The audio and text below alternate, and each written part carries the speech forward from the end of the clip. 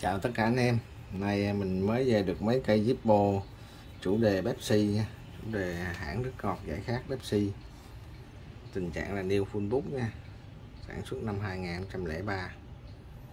Anh em mua hàng vui lòng xem thật kỹ video giúp mình nha. Mình sẽ quay chi tiết từng cây nha. Sản xuất 2003. Cái này là khắc ăn mòn đổ sơn nha, chứ không phải là sơn hấp nhiệt. E2003 đít lồi.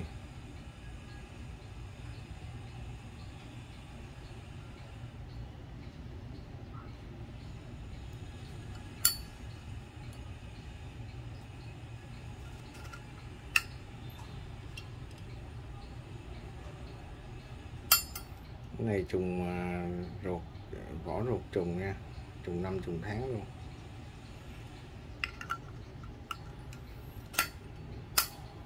Pepsi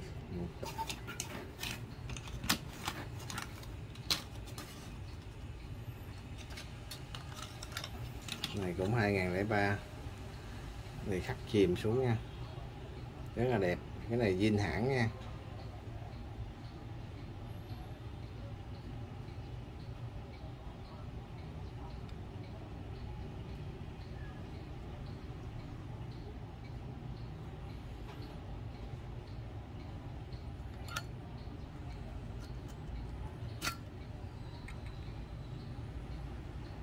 F 2003 vỏ ruột trùng nha.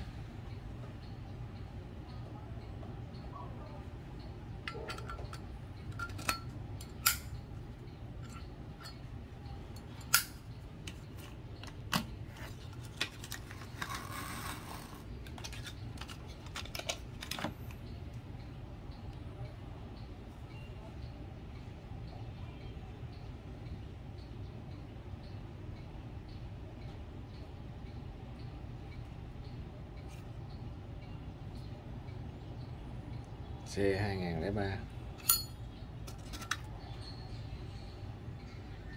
trùng năm thôi, không trùng tháng. Cái này F, cái này E chứ, E 2003. C lệch tháng.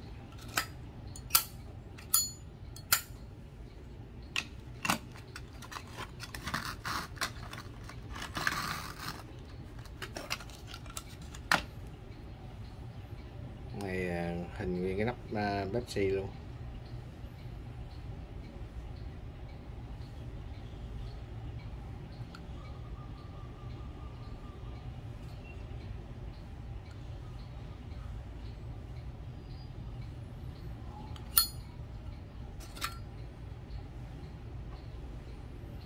Trùng năm lệch tháng nha. E 2003, C 2003.